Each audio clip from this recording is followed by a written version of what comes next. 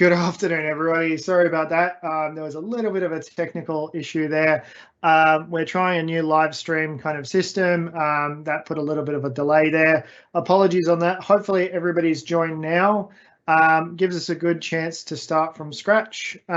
Just as by way of an introduction, my name's Sam Spencer. I'm CEO of Aristotle Metadata Registries, and I'm not a professional video producer, which explains why we're a few minutes late.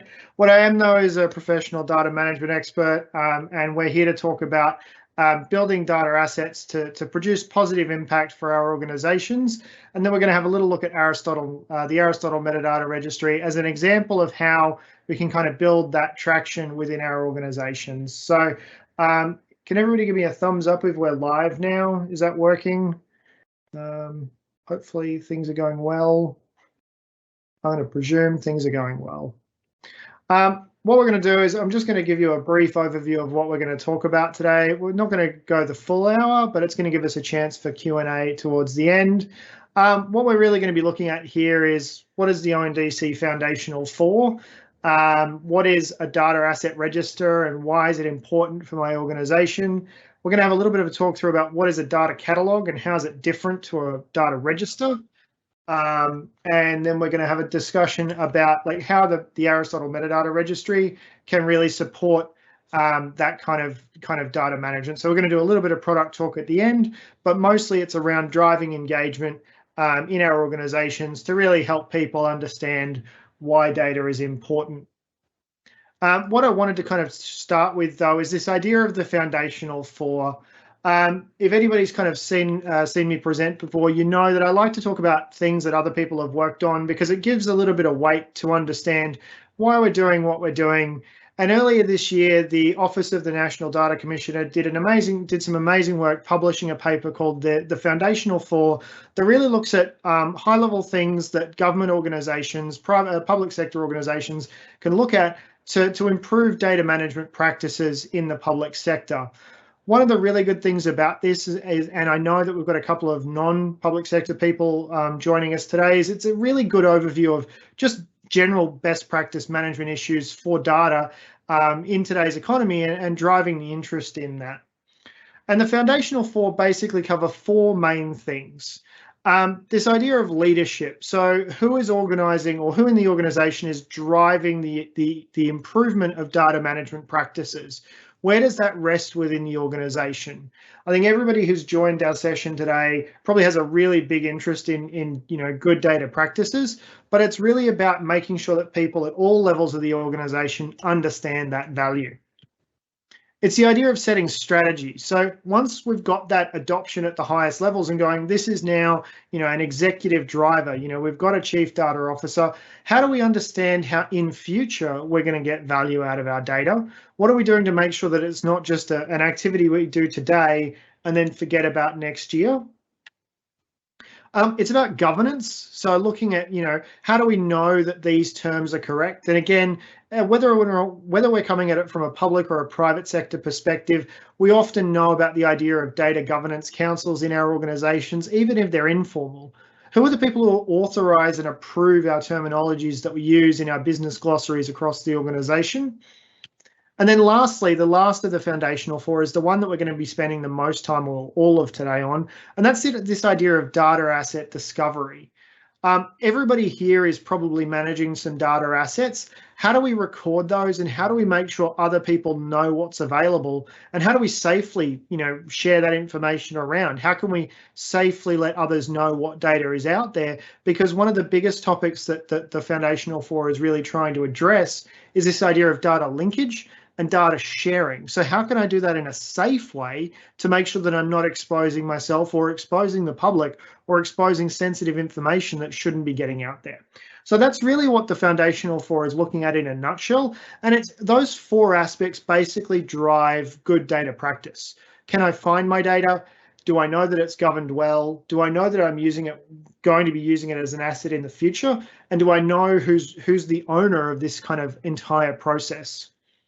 But as I said, today, we're really going to be looking at that data asset discovery. So just that component there of talking through, how do I find data in my organization? And we're going to be looking at an example from us, actually. So To do that, the first thing I want to talk about, though, is what is a data asset? A data asset is a really broad term. It's basically anything, any report, any table, any data system that's driven by our desire to get information out of it. You know, do I have a data product, or do I have a data report that I'm using as part of a publication to make people aware of what my organization's doing? Am I using it to measure change? So we can really think of it as any time we're publishing numbers, there's probably a data asset involved. And it's that understanding that everything is a data asset now, whether or not it's a database or a data table or a report or a dashboard, like all of these things come under that broad remit. And we want to make sure that people know where all of them are, because if people don't know where all of our assets are, then it becomes really difficult for us to measure that change year on year.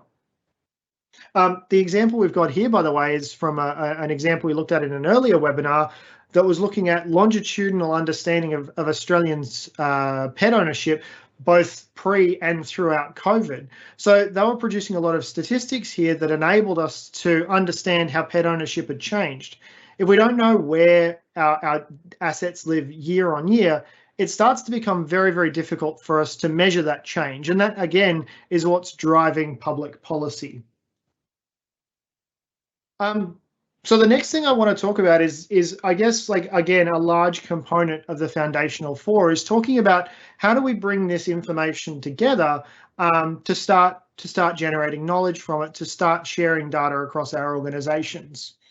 And probably the first thing I want to talk about here is the idea of a data repository. And a data repository is all of the places where our data is physically stored.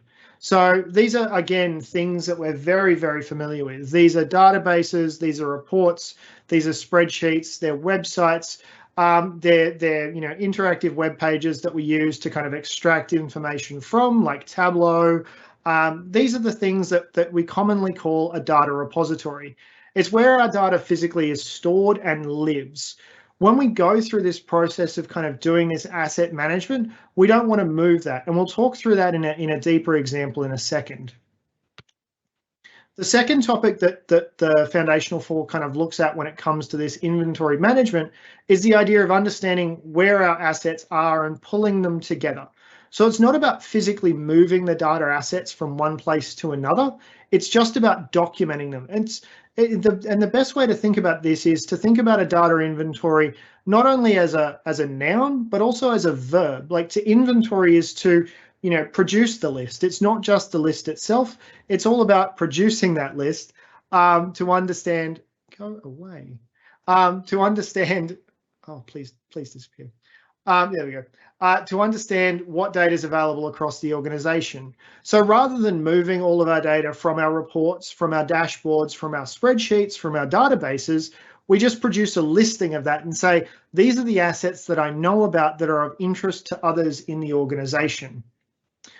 Once we've got our data asset register, this is a great kind of launching point for the next topic, which is this idea of a data catalog. And a data catalog differs to a data inventory in the sense that a data catalog is now talking about a system. So a data asset register is a flat list, and we'll look at an example, but this can be something from an Excel spreadsheet. A data asset register doesn't need to be complicated, and it doesn't need to be hard. It can just be a list of names, and that's probably a great first step to building that asset register. The data catalog is what takes it one step further and makes it accessible. So being able to search, being able to filter, being able to look at what data assets are available before we hit the repositories becomes a really big value add, because it enables people to understand what data is out there and who they need to talk to request it. So does everybody kind of get the difference between those three? Like, are there any, like, we'll open it up to some quick Q&A here because we're going to test out some of these cool new features. Are there any questions that people have on the separation between, like, the repository, the inventory, and the catalog? Or do you want to throw some thumbs up to know that I'm actually in the presentation again properly now?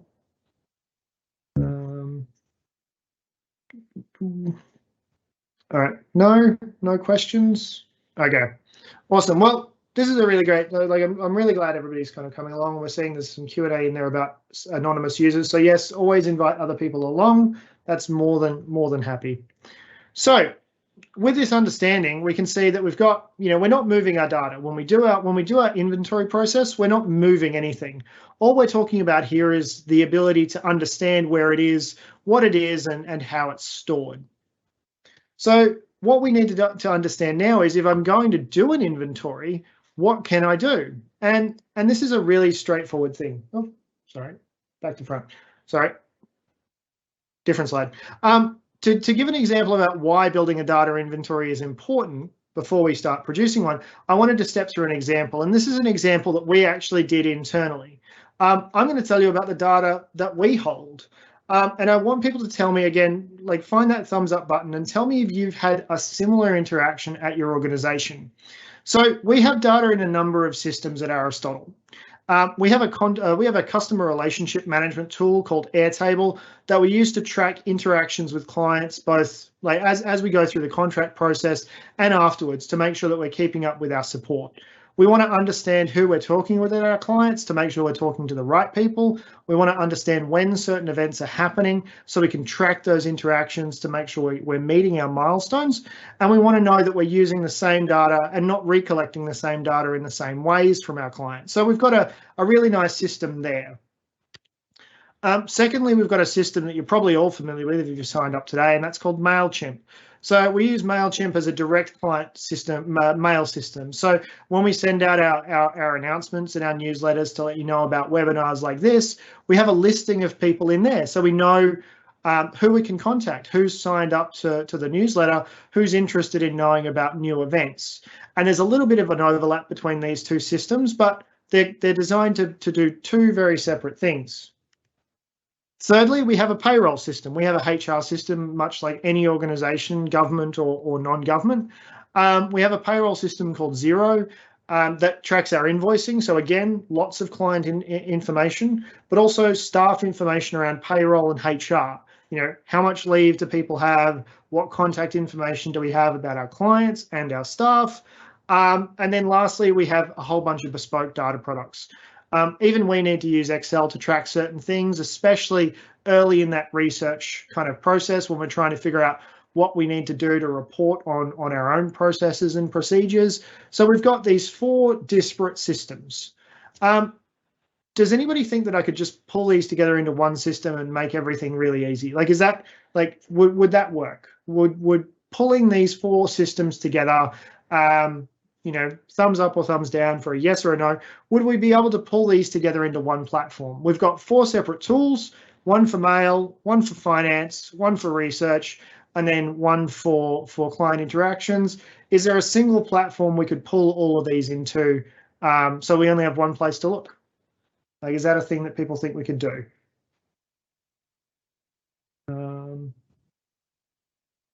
Yes. Okay, we're getting a couple of thumbs up coming through there, a couple of comments through the Q&A saying, no, we couldn't. Like, each of these systems has their own data for their own purposes. I can't bring in my HR system into my mail system. It wouldn't work. I can't make Excel my finance system. That wouldn't work. These systems need to exist separately, even though they're holding similar pieces of data. So what we need to do is we need to go through a process and produce a data inventory. And this is something that we did and something that I'll show in a second, is we just took a listing of every data asset that we hold, that we track, to understand, what information is important to us. To understand that, again, I'm going to lean really heavily back onto the Foundational Four, because like I said, it's a really solid document and I suggest everybody have a look at it. And they laid out, I think it's about 13 different things that we need to know about data. And I've kind of earmarked 5. I've pulled 5 out of here to talk about what I think is really important for us to understand about data.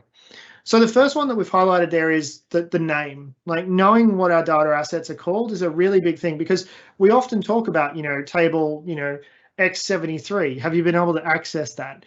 Having a name means that we know what people call these systems, especially when they're colloquial. So people will often call things by a non-official name. So being able to know what these data assets are called and how people refer to them is really important, because what the system calls it and what people call it may be different. We need to know what the data is. So that's the description. Like, what is this data? Like, what's collected in it? Why did we start doing this? Just having a broad description going, it's a whole bunch of information about clients becomes really valuable. We want to know topics and themes, and we'll look at that in Aristotle specifically. So what is it covering? Like really briefly, like if I wanted a really quick overview, what is this about? Where is it stored? How should I use it? We want to know the business owner. So the business owner is who's responsible for it. As you can see, I've only highlighted a couple of these questions because filling all of these in can be challenging. If I need to know more about the data, who do I go to? Like what is the contact point that I can go to understand about this data?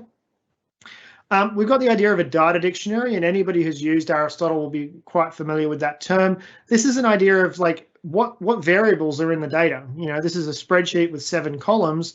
What do those 7 columns mean at a conceptual level? What do the codes mean if there are codes in there? How can I read and interpret this?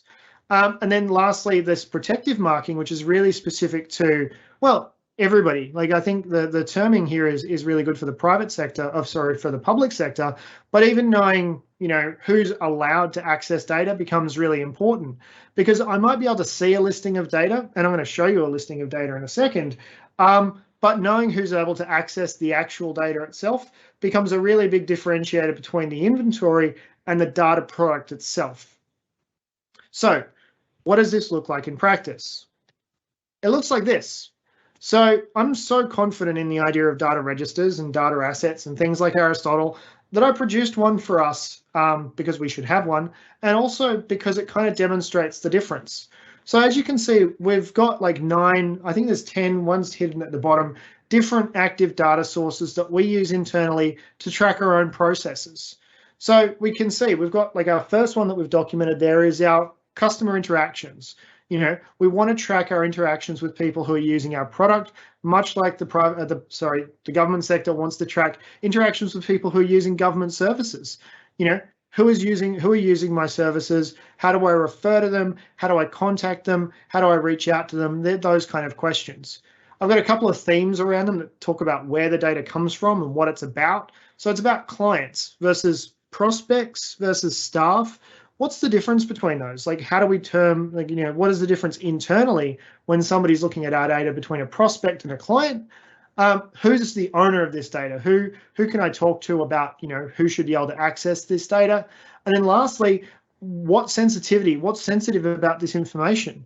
Well, what we've done here is we've produced a little classification for our own data internally that talks about the sensitivity of this data.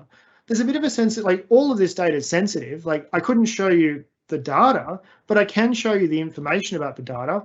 And what I can also do is I can start to talk about who can get access to it. So somebody who's working with our staff might need access to our staff database, but they wouldn't necessarily need access to client information, and vice versa. Somebody who's working in finance will probably need to know about our staff and our clients because they need to make sure that, you know, money's coming in and money's going out. And then lastly, we want to know that certain information like the mailing system just has a generic level of sensitivity on it. So we know who can access this data if they were to request it. And again, this is really similar to what our clients are doing. And we'll pull up an example later that talks about how a data asset register allows us to advertise the existence of data without giving them direct access to that data repository. So does that idea kind of gel? Does it make sense? He said, giving him pause to have a quick sip. All right, cool. Somebody's just said nobody else's questions are showing up for me. That is correct. They are moderator approved. So if you've got something that you'd like to see other people kind of respond to, let me just put it in the thing, and Lauren's got some controls to kind of put those in the Q&A as well. Okie dokie, so moving on. This is a brief example of what a data dictionary looks like. So this is, again, one stage removed from our data asset list, and this is looking at a data dictionary. So what a data dictionary is it's the ability for us to define what all of the fields in these categories, in these tables or in these data assets look like.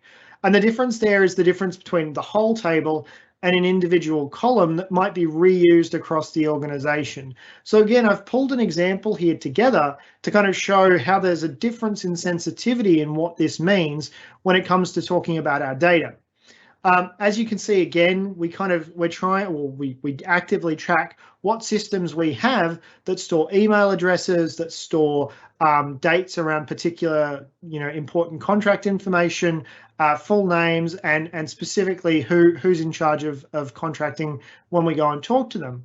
This helps us understand where the data with this sensitive information is. So again, I can describe how this is stored in these particular areas, even going down as far as talking about how this is categorized without necessarily sharing that data. And the reason this is important is it kind of talks about how we can, share that information out.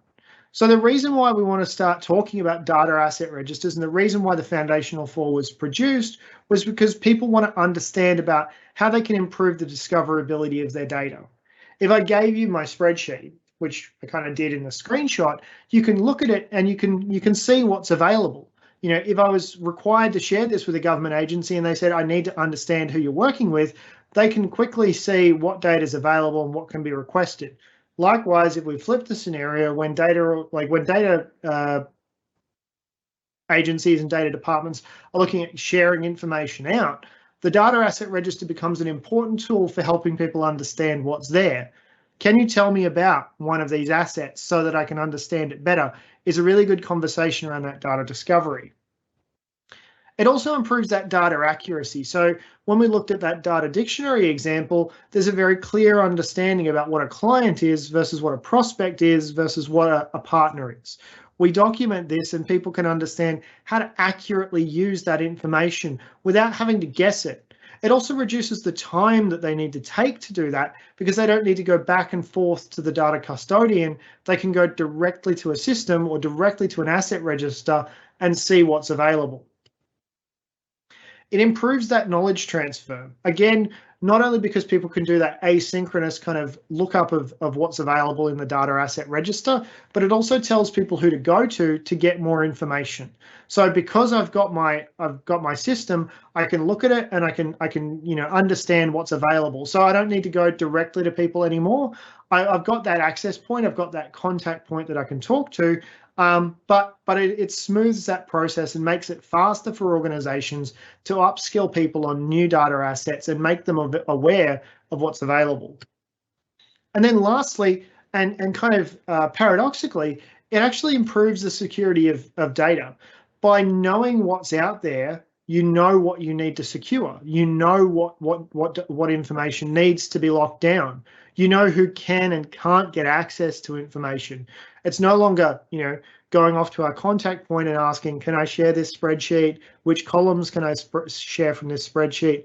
The data asset register really helps us understand what data is available. It tells us what we need to know about the information that's stored in our department and in our agencies. So with all of this kind of information, how do we get started building this process? Well, one of the biggest things I think we can talk about is, again, this idea of data liquidity. And we teased this in the introduction. This is a term I've recently learned. It's been around for about 12 to 18 months. I think I've started to see it being talked about. And data liquidity is it's a borrowed term from finance. So to talk about data liquidity, we're going to talk about asset liquidity. So everybody's kind of familiar with the idea of buying a house. Buying or selling a house can take quite a long time. There's quite a lot of brokers involved. You need a lawyer, you need a real estate agent, you need a bank. There's a lot of process that needs to go into transferring value from a property into cash or into something that you can use immediately.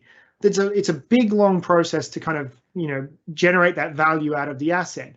It's stable, but again, it's that non-liquid component that makes it hard to use. Likewise, like on the flip side, the stock market, buying and owning stocks is what's considered a high liquidity asset. And again, you've probably kind of heard this in financial news sources where they talk about, high liquidity and things like that. And it's the ability to easily get value out of it. You can buy and sell shares today. You can do it today. If you've got 10,000 shares, you put them on the stock market, somebody buys them, and you can convert it back and forth or to different forms of value or to different forms of asset very, very quickly. So it's this idea that people have started to take to data, right? So what we're talking about here is like a data asset can be non-liquid. It can be very difficult to maintain. So if I don't know where the data is, if I don't know what format it's in, if I don't know, who to talk to when I'm trying to get information about it, my data liquidity is quite low. I can't find data easily. I can't produce information easily. And I think one of the big examples, and I know it's a very tiresome example, especially right now, but last year we saw COVID become a really important thing. We needed to start generating data and generating understanding about these kind of events very, very quickly. And people started to find it was very difficult to find those assets across the organization. How do we know, what resources are available? How do we know what companies are out there that have the ability for us to produce hand sanitizer on a dime really quickly and turn that around? We didn't have that data instantly available. It was a low data asset liquidity environment. On the flip side, product talk, Aristotle's designed to help that data liquidity.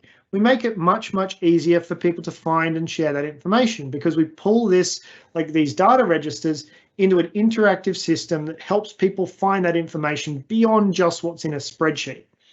Before I move on, I'm just going to check our questions here. Yes, our slides are going out. Cool. All right, everything's going well. Great. So is everybody kind of happy with the idea of data liquidity? Any big questions or comments there?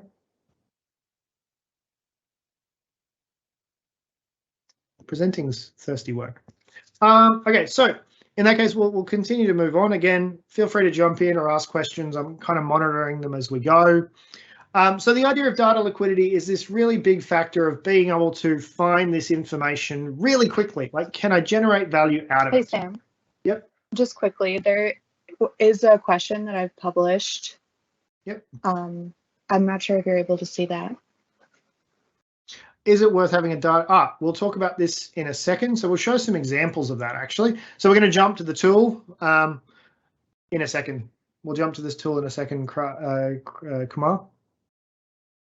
So moving on, I guess the last thing we wanted to talk about is we're talking about repositories, like data repositories, data inventories, and data catalogs. So this is again where we start jumping into product talk more than theory talk. So everything today that we've talked about, the ability for us to kind of capture and start doing that data inventory work, we can do today with the tools we've got.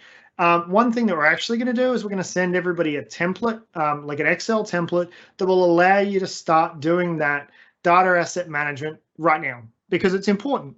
And you can get started today. Having a listing of this information becomes really valuable to make sure that we know what's available across our organization. So don't think I'm saying don't use Excel. I am saying use Excel if that's the tool that's available. And then what we want to talk through for the rest of this talk is how do we kind of build that in, like that desire for a data catalog. And that data catalog is designed to kind of eliminate all of these problems to make that information easily accessible and easily shareable. So where we're currently at is we've taken all of our systems, we've brought them together, and we've produced a data inventory. We've got them in an Excel spreadsheet, which again, we'll send out that kind of template. And the idea here is we need to pull them into an interactive system that's designed around this idea. So at Aristotle Metadata with our registry, we don't want to pull data in. We want to pull those definitions in because that's what makes our data more liquid. It makes it more accessible and it makes it more capable for us to do things with it. We don't want to pull all of our systems into one place. It's a really high friction thing to do. To talk to all of our different stakeholders and say we're going to introduce one data system to do everything is a very daunting conversation to have. Similarly, people will say, like, I can't pull my finance systems into the same platform you've got. I've got different finance systems for a reason. If government organizations or even private sector organizations are merging or splitting, there may be 3 or 4 different finance systems that are all separate for a very, very business savvy reason. So what we want to do is do that data inventory. So not bring the data in, bring those definitions in so we understand what data is available. Oops, And to do that, we're going to jump to the product. So fortunately, I prepared some of this earlier, as everybody is kind of advised to do. And I'm going to run through some examples really quickly. So the first thing that I want to talk about is like the Aristotle Metadata Registry here and how easy it is for us to bulk pull this content across. To talk through that, I'm going to show you an example we did for this talk, and that was looking at just producing a data asset list. What we did was we took an Excel, we took our Excel template that I'll be sending out, along with all the slides, and we started recording this information about them. Again, one of the things that we kind of see here that kind of differentiates a tool like Excel from things like Aristotle is, you know, as our list gets quite long, or our attributes grow and we need to capture more information about it, it becomes hard to scroll and kind of, you know, find the information in there. So what we're going to do is we're just going to import that directly into Aristotle. Because it's in the format that we talked about, because it's in that template format, we can just drop it straight in. And when my computer catches up, I can just drop it. There we go, straight in. The idea here is that we want to start producing that data asset list really quickly. So what it's done is it's found all of those kind of data assets that I've recorded across the organization.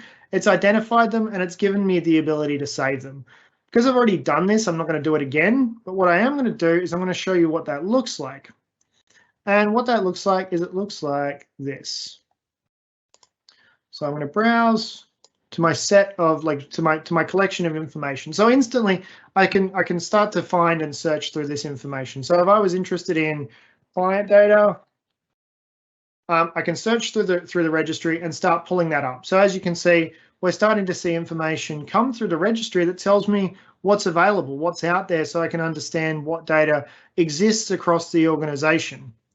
What I can then do is from my browsable list, I can actually jump in and see more information about these.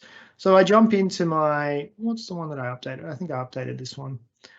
What you can see here is you can see we've got our name and our definition, but we've also started to attach all of this information about what format the information's in, who has specific rights to access this information. And then also we've started to upload that data dictionary that we were talking about that we showed earlier, and we've attached kind of, you know, fields against every single column in the Airtable. So we've said, you know, when you're looking at this system, this is what particular columns mean, and it gives me, well, it's starting to give me an increased ability to understand what data is available across the organization, whether or not it maps to a known standard, whether or not it's been defined properly. And then lastly, I can start grouping it together. So I've gone one layer down and I've started to pull those definitions together to say what columns and what fields are in my data. And then I can group them up one level and say, well, of all of these tables that are spread across my organization, how are they grouped together by system? So what we've done here is we've started to aggregate all of our data assets, or our distributions, as data.gov.au calls them, into a single data set. So I can see here in my Airtable CRM, I've actually got a number of systems that are available. Now, unfortunately, not all of them are documented, and that we've done that to kind of highlight the difference here to show why this is important, because it starts to allow us to understand, you know, how that registry functionality helps us understand what data is there. And again, at no stage through this demonstration have we shown the data. Like it's about separating that kind of sensitivity of that information and going, well, we want certain people to have permission to access some of the metadata, and we want certain people with potentially different permissions to access the data repositories themselves. What this acts as, though, is it acts as that kind of guiding point to understand what I can find across the platform. The other thing that I can do here, and I'm just going to quickly, I always dread doing these, but we're going to do a little live demo and start talking about how we can group some of this information together. So again, as we can see here, we've got a data asset that doesn't actually have anything attached. I've got I've got some definitional information, but nothing else that I know about it. What I can then do is I can start editing it and go, well, you know, as part of my process, I'm going to document more about this data because I've found out more, I know more, and I want others to know more as well. What I'm going to do is I'm going to start adding data elements to it. So I'm going to add some information and go, well, I know that this is about clients. Whoops. Oh, there we go. I know that my what's this, my sales one? Yeah, so this is about my sales interaction. I know that I've had to have talked to somebody. I've got my client information, so I've got their name. What I'm going to do is I'm going to add another column, and I'm going to go, I know that I've also got client information about the name of the organization. So what we're separating here is the idea of a contact, so who do I talk to, and then the organization itself. So what I can do here is I can save those changes, and when the page refreshes, I can start to see that listing show up. So now I'm starting to get a deeper understanding of the data that's available here. The reason that this becomes really important at a big scale, so again, we're talking through like a really small use case here. What we want to see though is the ability for us to draw those linkages. Because I've got a very clear understanding of what a client's contact name is, I can actually start delving in and finding all the different places where that data is used. So I can see from the data element, I can dive in and start finding where else in my organization am I collecting this data.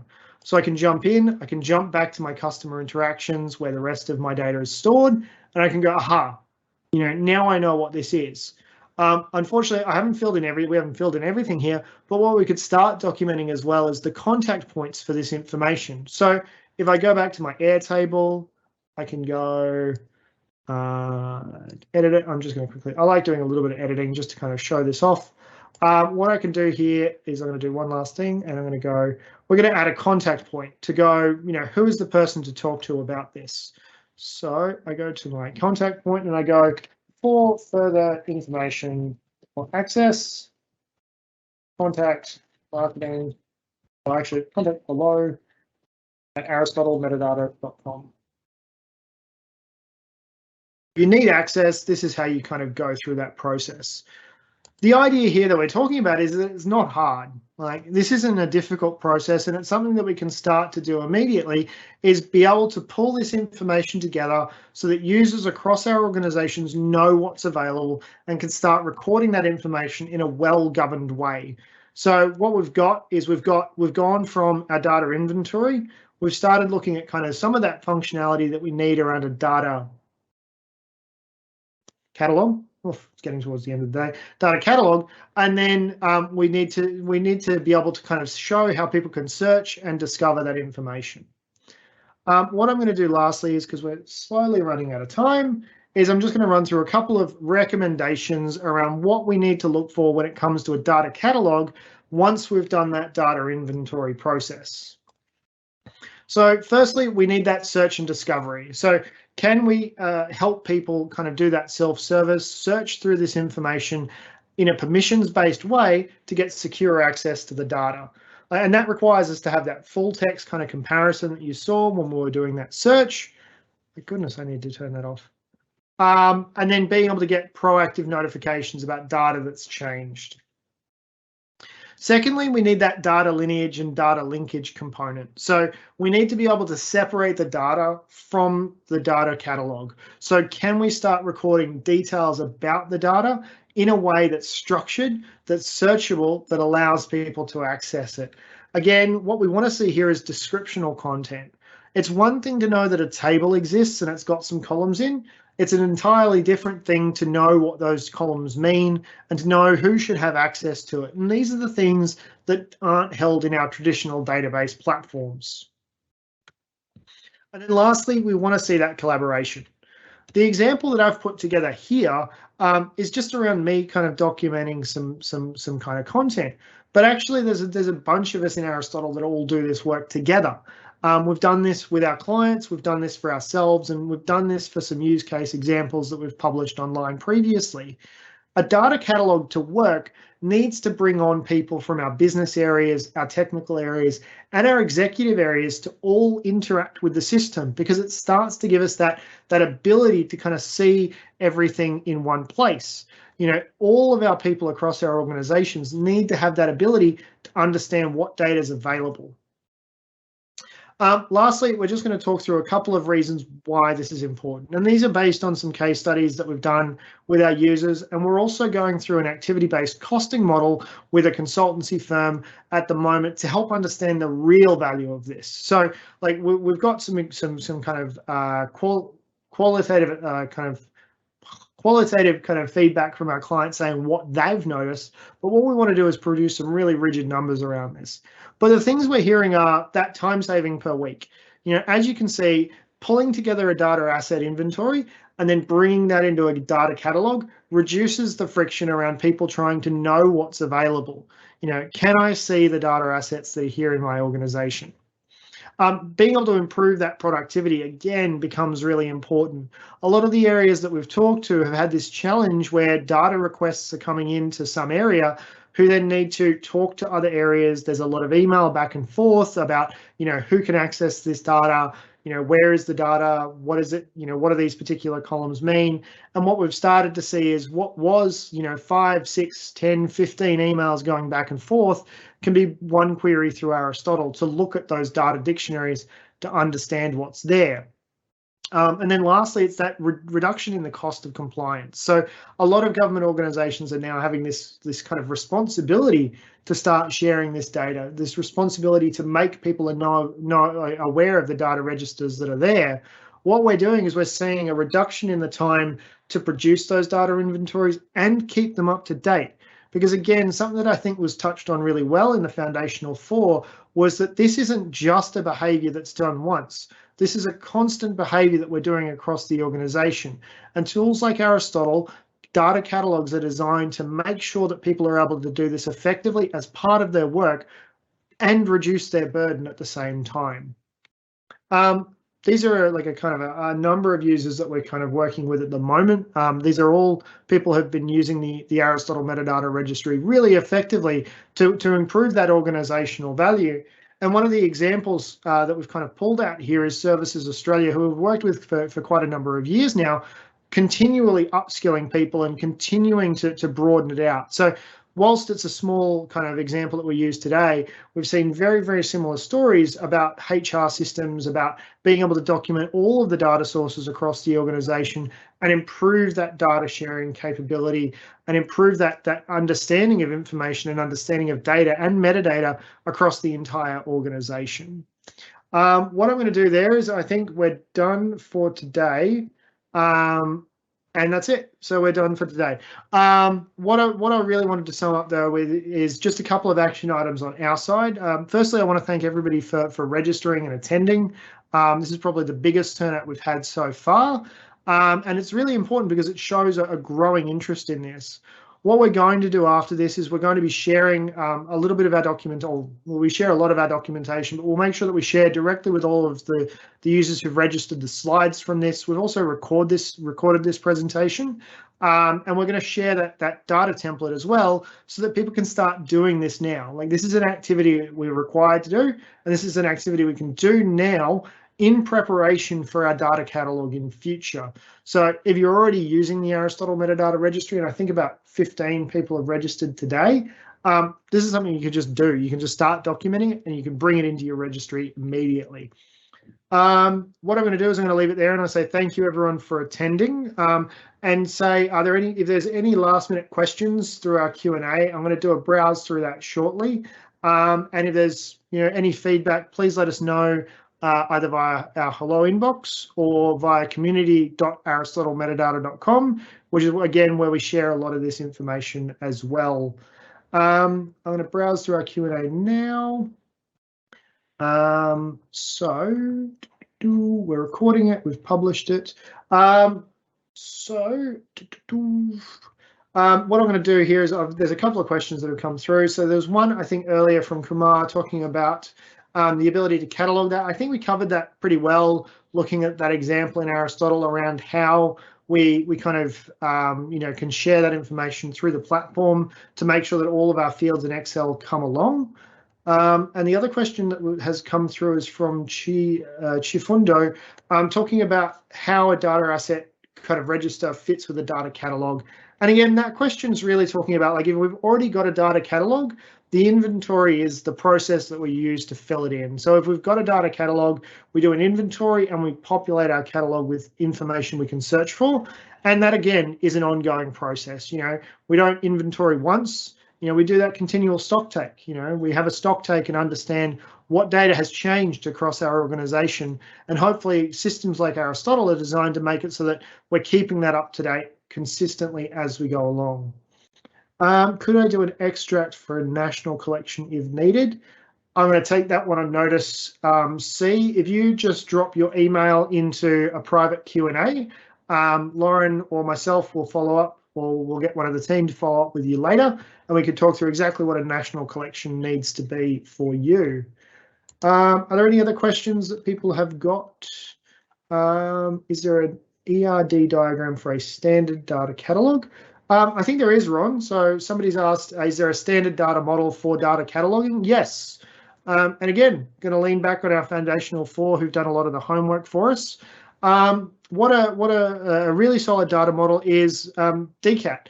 So the W3C, the World Wide Web Consortium, published a data cataloging format called DCAT that we effectively follow.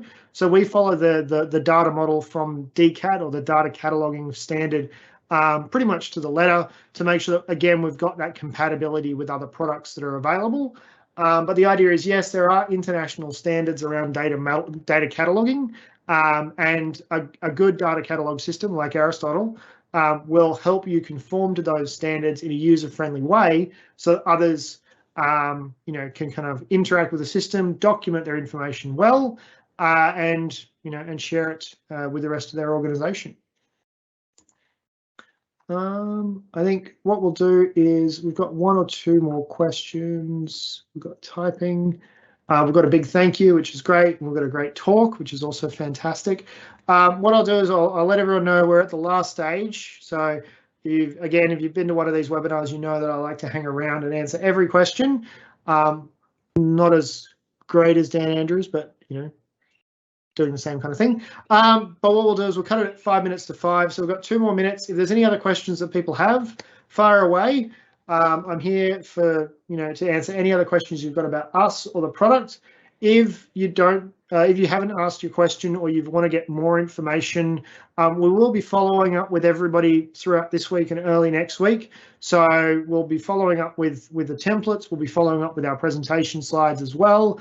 We'll be following up with the video link so you can watch this again or share it with colleagues. Again, everything that we put out with you to the community is designed to be shared with the rest of the data community as well.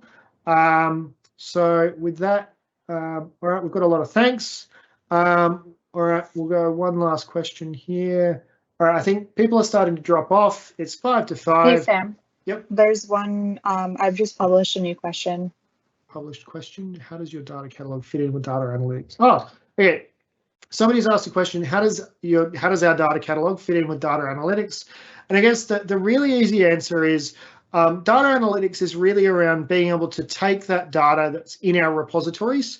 So again, going back all the way back up to the top, we'll use this one. So the way that this fits in is our data analytics is about taking those source data sets and pulling information out of them.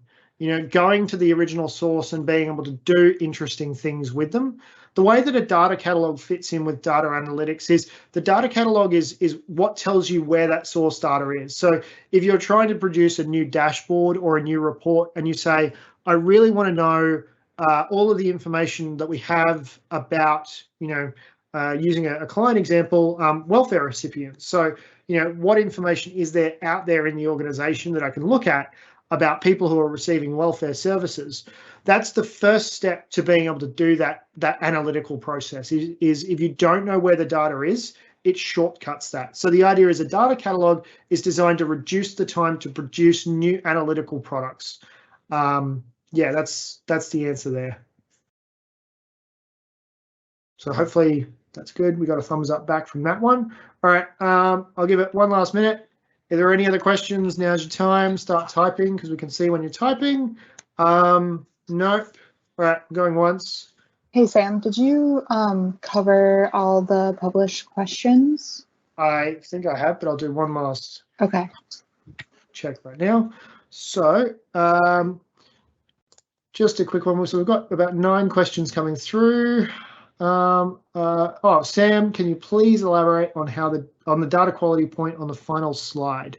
Oh, sure. So again, this one's really around, like, one of the big advantages here is that by cataloging all of our data and cataloging all of our metadata, we know what data we should be expecting.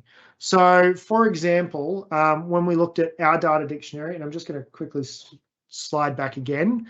When we looked at our data dictionary, you can see here we were talking about date fields and option fields. So we expect that when we're talking about our own prospects and we're talking with clients, we know there are prospects, they're qualified, or it's a closed opportunity that we're no longer using the trial with. If I see any data that's outside of that categories list, then I know that something's gone wrong with my data. Somebody's entered in new fields that don't make sense. The way that metadata and data catalogs improve our data quality is by telling us what data we should expect in there. And again, this is a really big thing that business is responsible for, and business really wants to be in control of, is to know, well, I expect there to be a certain number of fields, and I expect those fields to have, specific forms of information in. It's being able to do those edit checks and those rules and say, if I ask someone's age, their age shouldn't be more than 200 years old. I know that the data has kind of gone wrong. Being able to codify that in a data catalog and a metadata registry improves our ability to improve that data quality as kind of an ongoing process. So I'm just going to jump back to the end. All right, I think that's all of the questions. I think I've done all of those.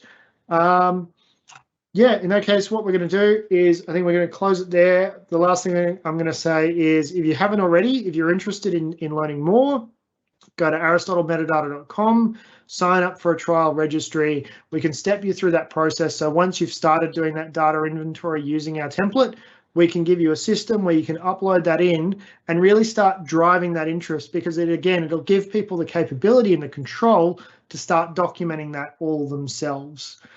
Thank you everyone for attending. It's now 2 minutes to 5, so we're going to close it there. I'm going to say thank you everyone for coming along. If you've got any questions, email me at sam@aristotlemetadata.com, or email the rest of the team at hello@aristotlemetadata.com, and we'll be in touch with all of you soon with slides, with the video recording, with templates and documentation and everything else you've asked for in a nice information packet in the next couple of days to come.